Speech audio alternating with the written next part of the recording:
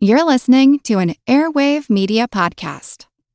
Hey guys, this is Katie from Queens. As you know, we are on our summer break, but we don't like to leave you high and dry all summer with no Queens content to take in. Today, we are giving you guys an episode from our Patreon vault. This episode on Sojourner Truth is, it can be kind of a lot, but it's a really important story that we told last year around this time for Independence Day. But because it can kind of be a lot, I wanted to give a couple of trigger warnings up top about abuse and sexual assault. If you're not in the mood for those kind of things today, what I'm actually going to do is put in the show notes where you can jump to hear the story beyond the trauma.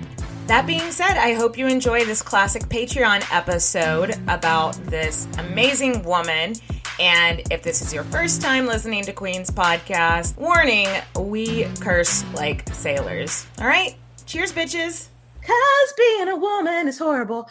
Nathan Charles. Catherine Diane. We are full naming it today because that is the energy. Yes, Queen work. We are bringing to this story. How are you? How are you? Fucking fantastic. Ooh. I am excited to tell you about my chick today.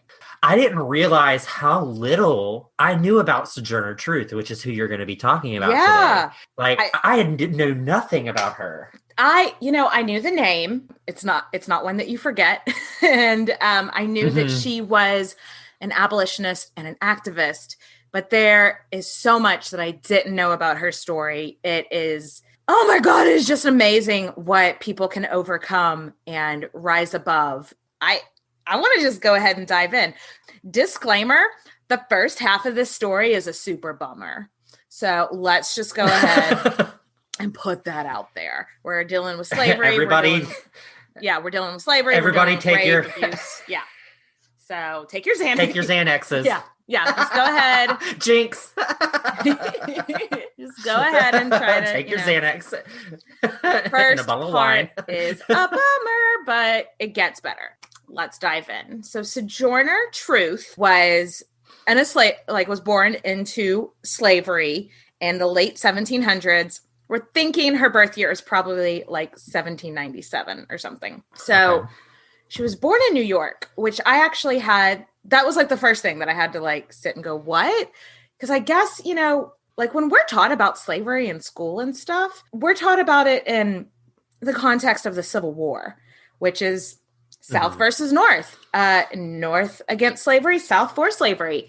And so I was like, unless there's another New York that is in the North. And so that was a little bit eye-opening too, that, at first, actually, there were a lot of enslaved people that lived in New York and New England in general. And Sojourner is one of them. So she wouldn't have grown up because, I just picture like Southern plantations, but this would have been, she would have worked on smaller farms, just not Gone with the Wind style. She was given the name Isabella at birth, and she was called Belle most of her early life. I am going to refer to her as Sojourner throughout this entire story because that is the name she gave herself. And also, it's just confusing to change someone's name halfway through. Yeah, and plus, Belle just makes me think of Beauty and the Beast. Yeah. So her parents were actually Dutch-speaking. The village that she lived in when she was born and for like the first part of her life was all Dutch-speaking. It was a Dutch settlement, which I thought was interesting. There was a huge Dutch community in New York back then. So her mother and her father, like both her biological parents, lived on this farm too, which again wasn't always a given. And her parents seem to have been in love, which again wasn't that's always refreshing. Right. Don't worry, it gets depressing. Goes from refreshing to depressing pretty fast. The first 9 years of her life, she lived with her parents on this farm. They all worked on this farm together, and her parents seemed to be in love. the way that it worked when you were like an enslaved person is they basically like assigned you a spouse. They couldn't like legally get married. And then if you were like sold to a different family, that like union was dissolved and you were like assigned a new spouse if they wanted you to make babies. So you're basically like livestock. Yes, it's horrible. Her parents had lots of babies. I don't have any idea how many of her brothers and sisters she lived with at this first farm that she lived on, if any. Like, I don't know if she was like the baby and the rest of them were sold off. I read that they had anywhere between 10 and 12 children. So I don't know how many of her siblings she knew. My guess is she was probably the last one, but I have no idea. Her parents, her mother was religious and would pray and would tell Sojourner to like say her prayers and stuff like that. But they weren't taught like religion, like going to church. It was, they couldn't read the Bible. Mm-hmm. So it was all like, word of mouth kind of. While she had something of religion in her early upbringing, it was just more of like, when you're a little kid and you say your prayers before bedtime with your parents, it was kind of just like that. So Sojourner remained with her parents on that farm until she was 9 years old when the patriarch of that family died and they sold all their livestock, which disgustingly also included the people. So she was sold for $100 along with a flock of sheep, which, I mean... Seriously? Yeah. Yeah, like they were literally treated like livestock. She was sold alone. So she's being separated from her parents. She is being separated from her, if she hadn't had any brothers or sisters.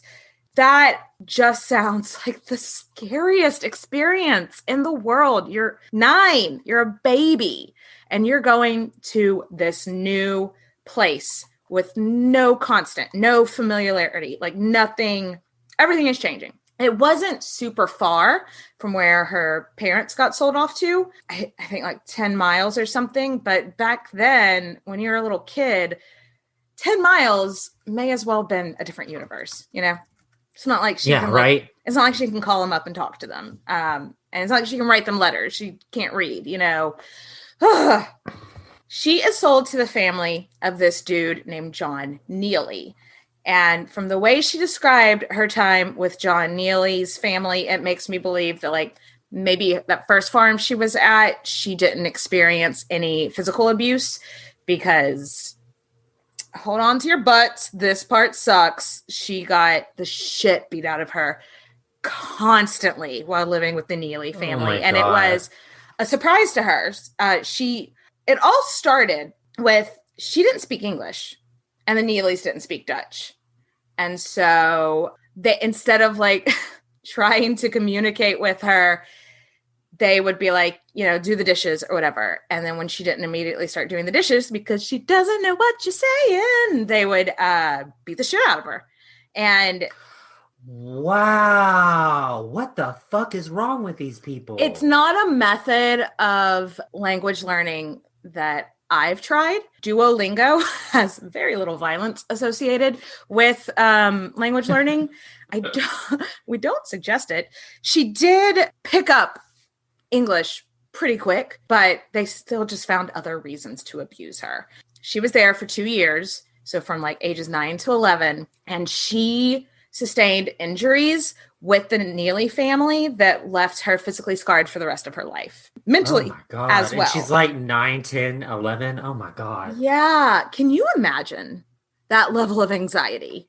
Just I'm going to get beat no matter what I do today. Like, just try to avoid it. Try to keep your head down. Try to not make any mistakes. It just breaks my fucking heart. There was one story that's particularly a bummer. John Neely put these metal rods over the fire. And then when they got hot, he then beat her with them. What the fuck is... Oh my God. This guy has a special place in fucking hell. That is just this whole other level of sadistic. So sometime after the rod incident, her father was able to come visit her. And she just is like, she's telling him what she's experiencing. She's showing him like her injuries. And she's just like, please, daddy, please take me with you. Please take me with you. Please take me with you. This poor father, because obviously he can't, you know. Yeah. He has to leave his daughter there, knowing the treatment she's getting. Oh, that just breaks my heart for father, for daughter, for all people who had to experience slavery. Like, this is, but we're getting to a little bit of a silver lining for a minute. The dad goes to like a white church. Okay. This was like kind of like a common thing that people might do at the time. So he's hanging outside this church, and whenever it lets out, he starts like approaching people that are known to be like a little bit more friendly to Black people. And it's just like, this is the situation my daughter is in. If anybody can afford to help her, and like, or if anybody needs help around their house and they want to buy her, like, we would really appreciate it. I think God would think it was cool, you know, stuff like that. Eventually, this guy was like, okay, sure.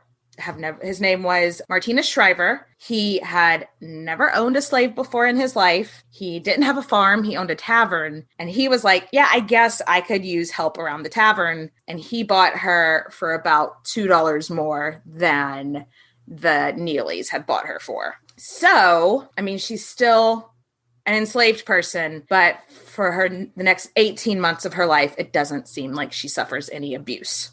So, okay, that's at least one glimmer of light in her really sad childhood. Yes. So she's about 11. She goes to live with this Martinez Shriver guy who owns a tavern, and she kind of becomes like a busboy, kind of like cleaning tables. Okay.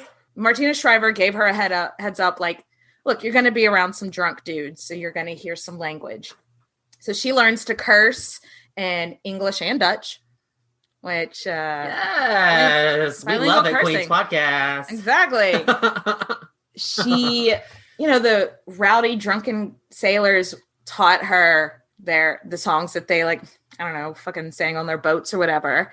And it turns out she's a really good singer. So she learns to sing, she learns to curse, she waits tables, makes drinks, I guess. Nice. I mean, it sounds like she's living a good life at this point. I mean, she's good as it can be. She's still a slave, so that fucking sucks. Yeah. But she's not, it doesn't seem like she's being abused. So, yay. Yes. Before we are like, oh, it's Martinez Shriver guy, saint for helping her. I mean, he doesn't set her free. So still not great. After 18 months, he falls into debt and he has to sell a bunch of his property. And sadly, she is property and she gets sold. No. I know. Yeah. So now she's about like 13, 14, and she gets sold to the Dumont family. The patriarch of this family is this guy named John Dumont. While it doesn't appear like he was physically abusive to her, she would later say that he, like, the way she worded, like, about his cruelty leads people to believe that he sexually assaulted her from day one, which is it's so disgusting that, like, even today, like, some people won't come out just straight out and be like, well, he raped me. Because then that's when the slut shaming starts. Like, oh, well, how sexy were you? You must have been wearing something revealing. Yeah. Yeah. Mm-hmm. So she never came out and straight up was like, yeah, he raped me, sexually abused me, because being a woman is horrible. They would have. such a good song. Yeah. We should put that out on iTunes. That's all it is. It's a ringtone. Being a woman is horrible. So he probably started sexually abusing her the moment she showed up, which is gross because she's 13, 14. Ugh. To make things worse, as if they could be, Mrs. Dumont is jealous. What the fuck? Of a 14-year-old that is getting raped? Yes. And she starts it just said like she started being aggressive towards Sojourner. I'm not sure if that means physically aggressive. I'm sure it was verbally aggressive. Definitely. It doesn't seem like she doesn't tell any stories of any like cruelty when it comes to like being beaten at this time. So, yay. I don't fucking know. I just hate that.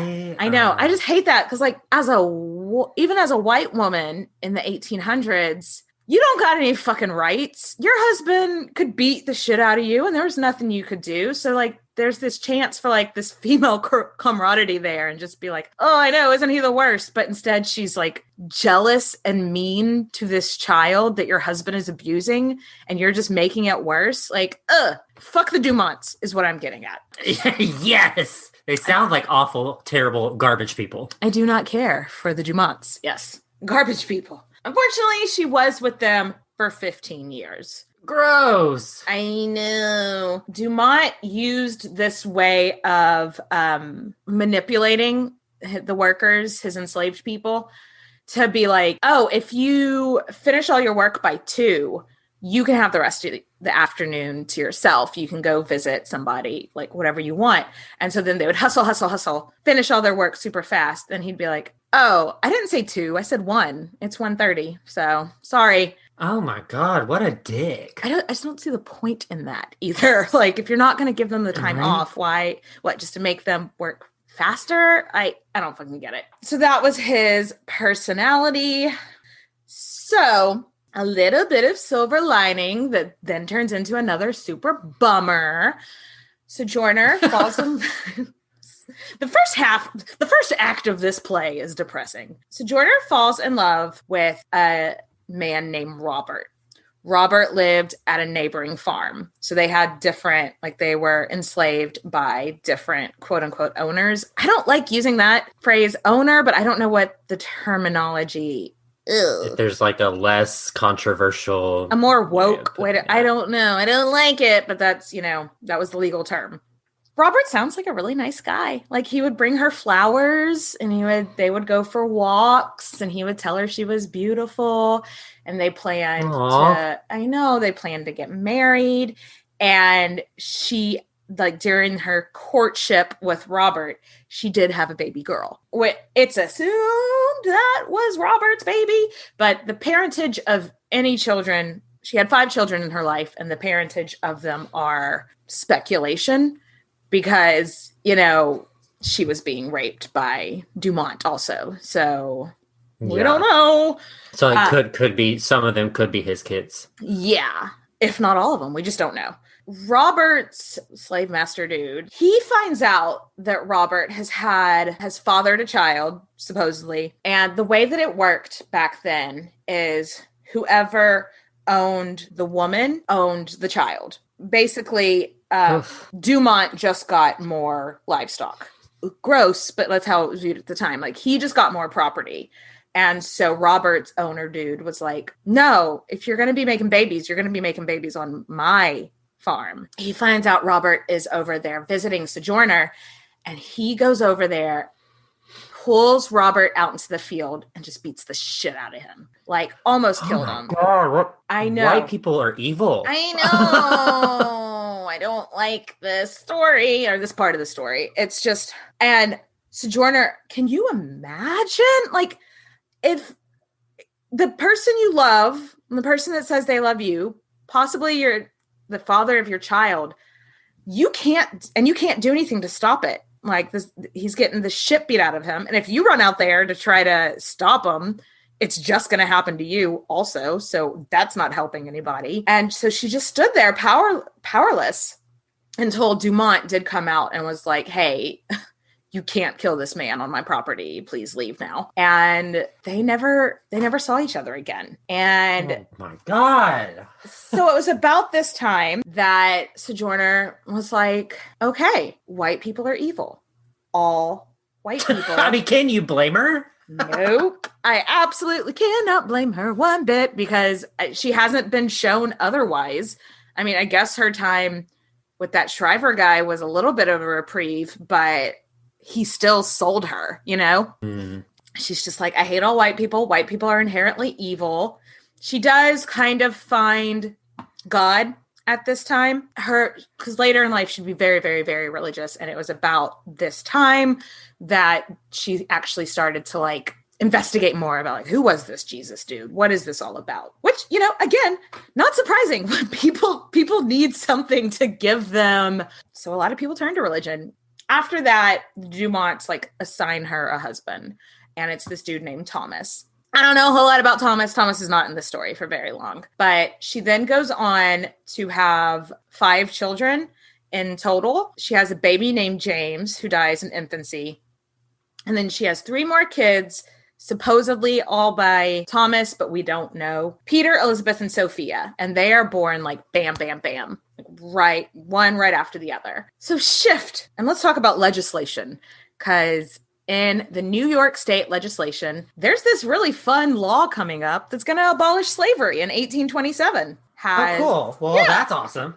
Right. Weird. It has been in the works since 1799. Now, how did that work? I don't know why maybe they thought it would just be too much of a shock to just like set them, like, just be like, okay, emancipation. And like, they wanted to give people like 30 years to get used to, like, I don't know. That makes 0 sense. It makes 0 sense. And I can't decide if people would view that as like, oh, it's a light at the end of the tunnel. I know this is going to end sometime soon. Or if this has been going on for 27 years and you're like 18 or something, you might just not even believe it's actually going to happen. Like, it's just something people talk about. Yeah, so you become kind of like jaded and you think that it's going to keep getting pushed off further and further back. Yeah. Right. So I don't know why they did it that way, but that's how it was. So our girl is ready for some freedom. She approaches Dumont and she's like, look, there's like a year. We don't got that long left. Can I get off early? Like, can I be let go early?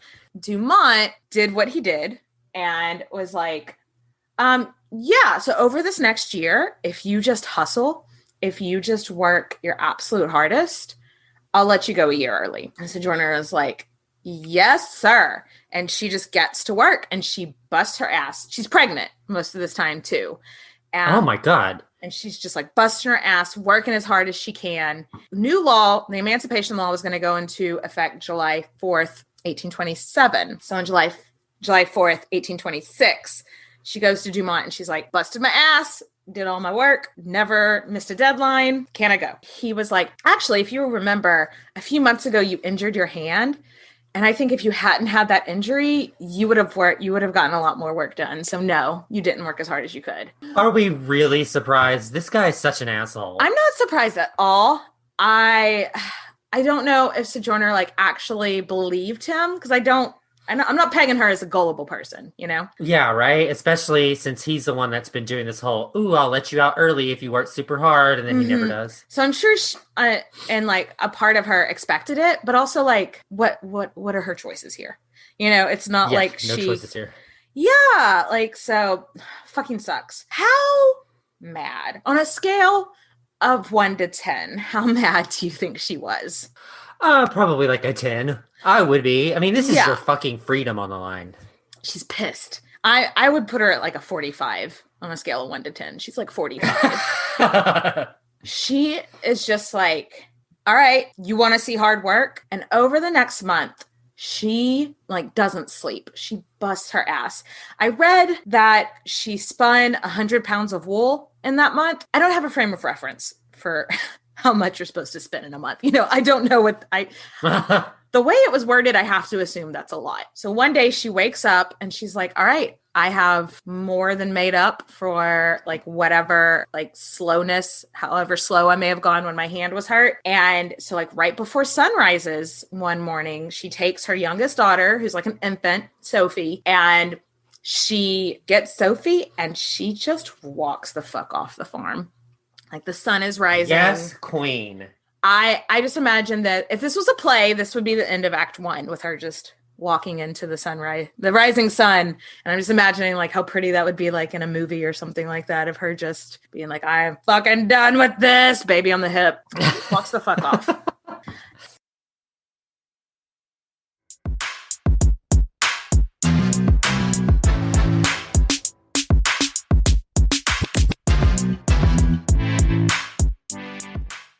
guys, Katie again. So if you have jumped to this part of the story to avoid all the triggers, basically what you need to know is that there had been a law abolishing slavery in New York State where Sojourner Truth lived, and she had a quote-unquote slave owner who was a shifty son of a bitch, and he didn't really seem like he ever wanted to give her her freedom. Also, he had most likely fathered several children by her, and one day Sojourner has just had enough, and she just gets the fuck out of her situation, runs away with one of her children. And so I think that is the information that you need to know to be up to speed for the rest of the story. I hope you enjoy it. Good for fucking her. I mean, what? There's only a year left anyway. Just let her go. You said you were going to. Just let her fucking go. You got 100 pounds of wool. It sounds like that's a lot of wool, you know? Like, just let her go. It doesn't really seem like she had a plan of action, though, because she's just kind of wandering around with an infant. You know, like, I'm honestly not... I'm not sure how long she was wandering around. I'm not really sure. I don't think she got very, very far. Eventually, she like bumps into this couple, and they are Quakers.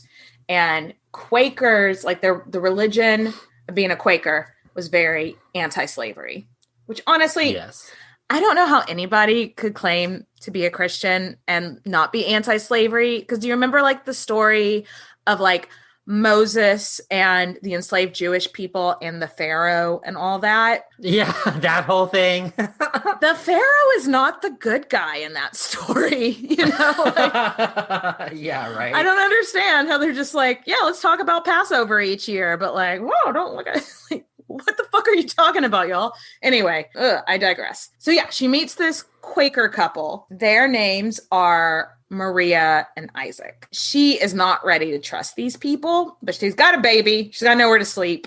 And they're like, you can come stay with us. And so she's very apprehensive, but it's not like they had like the YWCA or anything at this point. You know, she doesn't have she doesn't have any choices to go anywhere. Exactly. And so she's just like, okay, but she's not, she's like, they're going to rape me. They're going to beat me. And then they don't. And she's like, okay, but what are their motives? A couple of days later, Dumont shows up. He finds out where she is. He comes knocking on Isaac and Maria's door and is like, I am here for Sojourner. And Isaac and Maria were like, oh my God, dude, like how much longer does she have left before the emancipation? A year? Okay. How much is that year worth to you? And they decided $20, which in modern day money is like somewhere between $500 and $600. And so they paid him. I doubt that they just had that money just laying around. So I wonder if like they went to the church and like raised the money. I'm not really sure, but they paid him. And Dumont was like, okay, fine. She can stay. Sojourner, unsurprisingly, was confused by this situation because no one had ever showed her charity like that before, you know? So she's like, okay, I guess these are my slave owners now. And she calls Maria master. And Maria's like, oh, no. Like they sit her down and they're like, no, you are your own person now.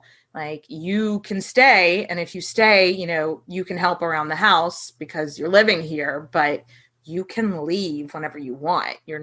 That was just charity. And she was just like, what? Like, can you just imagine? Like, no one has ever shown you this kind of charity and grace in your fucking life. So I'm not surprised that it took her some time to she was like, well, what's the catch? Like, that's what I'm imagining her saying, is being like, okay, what do you want in exchange for this? And they're like, nothing. And she's like, but for real, what do you want? Yeah, she had never known this. So it took a while, but eventually she was like, okay, and she starts to trust these people. She starts going to church. I don't think she went to their church. It says that at this time she started attending a Methodist church on the regular, and they were Quakers. I'm not sure if maybe those religions were intertwined at some point. I don't know. But so she starts going to church. She starts trusting these people. That July 4th, 1827 date is coming up, and she finds out that Dumont had sold her son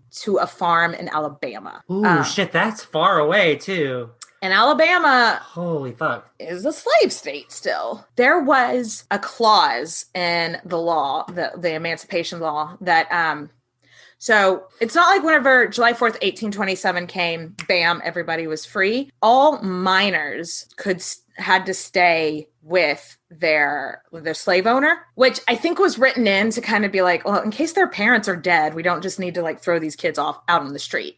So they would stay in the ownership of their slave owners until they were 20. But you can't sell them to you can't sell them to a state that is not like ending slavery, was part of the law. So he'd broken the law, and Sojourner finds out because she had every intention of like trying to get her kids as soon as she could, as soon as she got set up and stable. And so when she finds out that her son has been sold to Alabama, it's like a gut punch. Yeah. And that rage she felt whenever he had lied to her and didn't free her when he said she was going to, all came back. Could you even imagine? Yeah, like I would be so incredibly pissed off, and I would want that guy thrown in jail. Period.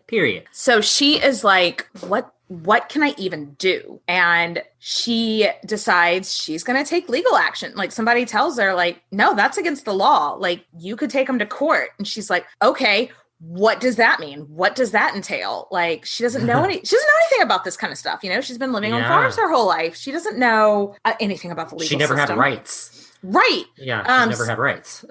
Doesn't know anything about the legal system. And so the church pulls together $20 and they're like, you need to go hire a lawyer and they will take care of all this for you. She goes to hire this lawyer. The lawyer's fee is $5 and she just gives him the whole 20. And the people in her church were like, no, you should have just given him $5. But she doesn't understand money management, like she doesn't. Mm-hmm. She's just like, well, wouldn't it be if I give him more money, he's going to do better? And it's just things that we take for granted, understanding, never having been in that kind of situation. She just doesn't even, whatever, it was worth every single penny she had to get her son back. So they go to court and she wins. This is, I'm not sure if it's the first time that a Black woman took a white man to court, but it's one of the first times. And I think it's the first time that a Black woman won against her former slave owner. That is awesome. Isn't that awesome? I told you there was going to be good things in this story. And so baby Peter, about a couple months later, is back with her. And she is just so overjoyed. And she's like, you know what? We need to get away from Dumont. I don't want to be anywhere that, like, I don't want him to know where we are. I don't want him, which, maybe she's afraid that he's going to retaliate against her or something. Because for him, that's probably humiliating that he lost against one of his former slaves, So like, fuck you, fragile dick energy over here. She's like, I don't need this in my life. We're going to get the fuck out. This is about the time that she changes her name to Sojourner Truth. Okay. I guess her last name, I'm not sure what her last name would have been before that, but she changed it to Sojourner Truth. Sojourner means, I'm not sure what language, but it means temporary dweller. So she's basically being like, I'm doing what I need to do in this life to secure my afterlife because I'm only temporarily here on the earth. So y'all do you do what you do. I'm going to do what I do to make sure that, because I'm only here for a short time, make sure I got my shit set up for the afterlife. And then truth is just truth. So she takes off to New York City, which was about 90 miles. So not a short distance when you don't have a car. This is why people don't usually move very far. Because I remember whenever we studied like slavery and the aftermath of slavery when we were in high school, and my dumbass was just like, well, if after slavery, if they had such a hard time in Reconstruction South, why didn't Black people move north? And my dumbass is thinking, oh, get on a bus and move. Like, no, you can't. Like, it's not an easy thing to do. But she did it. And she changed her name. She moved to the city. And she gets a job as a housekeeper. Because, that's really the only skill she has. So I'm going to gloss over a little bit because it gets weird. She kind of joins a cult. Oh. Yeah. She starts, her job house cleaning is for this dude named Elijah. Elijah runs this evangelical quote unquote church. It's very culty. She moves in to the cult house place. They call it the Kingdom, which again, culty. Elijah ends up dying, and some other people in the cult say Sojourner poisoned him so that she could take his money. And so she goes to court with some white people again. There is no evidence that she had anything. Like, dude just died. It was the 1830s. People just fucking died, There was no evidence. So she was acquitted. But then she is like, guys, I'm trying to be a housekeeper. Like, if people think that there's any chance that I poisoned the last guy I worked for, no one's going to hire me. So she takes them to court for defamation and wins. Nice. Right? So she didn't just take some asshole white people to court once, but twice in her life, and won both times. So she is here for the legal system now. She's like, now that it applies to me, I'm going to make it work for me. However, after all of this is done, she's kind of broke. Her kids are grown up now. So she's at a bit of a crossroads in what to do in her life. Now, rewind back to right after she got her freedom and started going to that church. She actually started preaching at that church sometimes. And she would incorporate singing into her preaching. And people really liked her. She was a really captivating speaker, which we'll talk about a little bit also. And she sang really pretty. So it was she's like, well, I think this is what God is telling me to do. I think, my kids are gone. I don't got a job. I really don't have any money. I think I need to become a traveling preacher. So that's what she does. That's cool. She sells her possessions. She literally, how in cartoons back in the day, you would see when somebody was homeless or whatever, they would have a stick with a blanket wrapped around it with their few possessions. She did that. Yeah. She did. Yes. She didn't travel with a lot. She didn't have anything. She was living the life of a traveling preacher, and she was actually doing okay for herself. She would draw pretty big crowds. This was kind of along the time, you remember, in Victoria Woodhull's episode, we talked about how it was just sort of people didn't have anything else to do. So if somebody new comes to town and is going to be doing a speech, you're going to go. So she kind of got a reputation as this really great preacher hopping from town to town in a time when there weren't a whole lot of female preachers. I think her and Victoria Woodhull would have gotten along very well, to be honest. Mm-hmm. What in her travels, she joins a hippie commune. So she's in a cult. She's in a hippie commune. Wow, this bitch is extra. I know the hippie commune doesn't seem to have the cultiness of the cult. Charles Manson there. No, it seemed like it was actually just a bunch of chill people that just wanted to live in a commune, and it was actually fairly well respected. They ran a silk farm, and while she lived there, she met Frederick Douglass. Oh, cool. Sadly, the commune didn't work out. The silk farm just wasn't making enough money to sustain everybody, and so it kind of closed down. And she went to go work for one of the dudes that had owned it. He was like, "This isn't working out. I have a cotton mill, a couple, I think it was in Michigan, I think is where this was." And she was like, "Yeah, sure. I'll come work at your cotton mill." And so she would work all day. And then at night, she started dictating her biography. She couldn't, I think at this point she could, cool. I think at this point she could read and write a little bit, but it was a lot easier for her to dictate it to somebody. Because somebody, I guess she was just telling her life story to a friend, and they were like, "Wait, what?" You did? Yeah. And then a cult. You did what? And then And then he didn't give you your freedom. And she was like, yeah. And he was like, I think people want to hear this story. And so in 1850, one of the guys that she had met at the commune was this guy named William Lloyd Garrison. And he owned a newspaper. He ran a publishing company. And he was a very pro-abolitionist.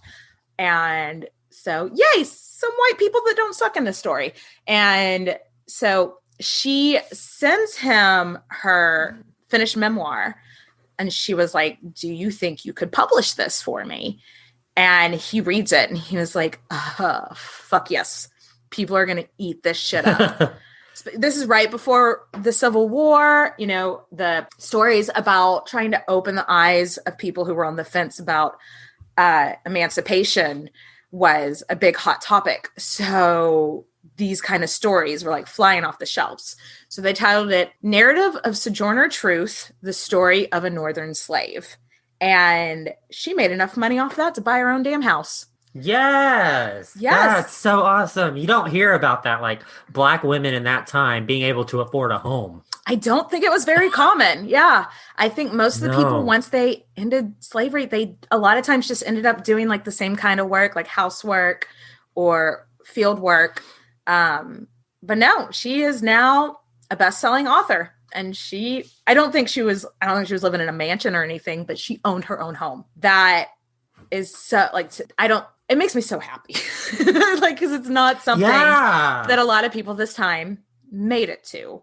So she's starting to get a little bit older. She doesn't really need to be doing housework and stuff anymore because she's got this little chunk of change from the book, but she's not ready to completely settle down yet. And public speaking, she's good at it. People want to hear it. People want to hear from abolitionist and stuff like that right now. And so again, like Victoria Woodhull, she starts taking her story on the road, kind of almost like a book tour. I just looked up photos of her home. It's actually a really nice home. Like it's a 2-story house and it's pretty big. Yeah. Like going on speaking tours, making that money. Yeah. She did okay for herself. She did like run into a little bit of money problems later on because like we mentioned, she wasn't raised to like she wasn't expected to ever have to balance a checkbook, you know, like, so she wasn't always great with her money, but still she had a house. She was on the road doing speaking events, and I'm going to kind of glaze over it a little bit because it's just a lot of, for the next few years, just lots of speaking engagements. She also teamed up with the suffragettes, which is another reason that I'm like, her and Victoria Woodhull, I think would have really gotten along. I wonder if I couldn't find anything to say that they met each other, but I wonder if they did. So we're going to get to what she's most famous for now is actually after all of that in 1854. In 1854, she did a speech at the Akron, Ohio's Women's Rights Convention. And now it's called the Ain't I a Woman speech. They didn't record people back then, so it's kind of debated exactly what she said. But the basic gist of it was a lot of people that didn't want women to have equal rights were like, well, if you have equal rights, men aren't going to treat you with the deference they do now. You're not, no one's going to pull out chairs for you. No one's going to be like, open doors for you and stuff like that. And so the basic gist is like, I plowed the fields. No one did that for me. Ain't I a woman? No one opens my doors. I haven't lived a genteel life. Ain't I still a woman? And you can look it up online, or like with the guess of kind of what it says. There's a couple different versions. It's not very long, but these are my favorite parts. That little man in the black, he says women can't have as much rights as men because Christ wasn't a woman. Where did your Christ come from? From God and a woman. Man had nothing to do with it. Bitch, right? I'm living for this. Right? She is sass and a half, and I fucking love it. So, yeah, over the next few years, she knew that her voice was one that was in demand, and she tried the rest of her life to just work for causes that she believed in, mainly abolition, like the abolitionist movement, freeing the slaves. And then after emancipation, she really threw her weight behind being like, okay, we can't just free slaves and then be like, you're welcome, and go off. Like, we need to make sure they have places to go. We need to make sure, like, so she really threw her weight behind trying to make sure that people were aware of, like, we need to have a plan. We need to have a next step. She worked with this program that worked towards getting land and employment for previous slaves. And she went out and used her voice for as long as she had it. She just really hustled. She met President Lincoln. Her and Abraham Lincoln had a meeting. Wow. That's crazy. And I think it was, just like a PR thing, but still, she's meeting the fucking president. Little Isabella from the farm, who didn't grow up speaking English, who got the shit beat out of her and all this stuff. She is having a sit down with the president of the United States, and they discussed the Bible. He showed her this Bible that had been given to her, or given to him, by a group of formerly enslaved people. And they talked about, like, the importance of merging the cultures and stuff like that. And just, how awesome is that? I know, that's so cool. In 1883, that's the year she passed away. So she was probably about 90. So for that time, damn, and for living that hard of a life, like, that is just crazy impressive. She lived on her farm, or at her house, with her daughter and her daughter's husband and her grandchildren. So she was surrounded by loved ones when she passed. Then a couple weeks later, Frederick Douglass gave a speech in Washington, D.C., commiserating her life. And at her, like, where she's buried, there's a monument of her and President Lincoln together. So that's cool. Yeah. And in Frederick Douglass's speech, he says that she should be an example for anyone that wants to support reform from now until, like, the end of America. And I happen to agree. So that's Sojourner Truth's life. Oh my gosh. Like, that, I did not know about 90% of that story. Right. Seriously. And that's what, like, when the first part was such a bummer, I was like, I promise it's going to get better. How this is not a movie yet, I don't understand. Or a miniseries. I know. I feel like it will be eventually. It has to be. I know, right? Well, thanks for going on this journey with me, Nathan. Yeah, and cheers to this badass bitch. Cheers to this badass bitch. To you, Sojourner.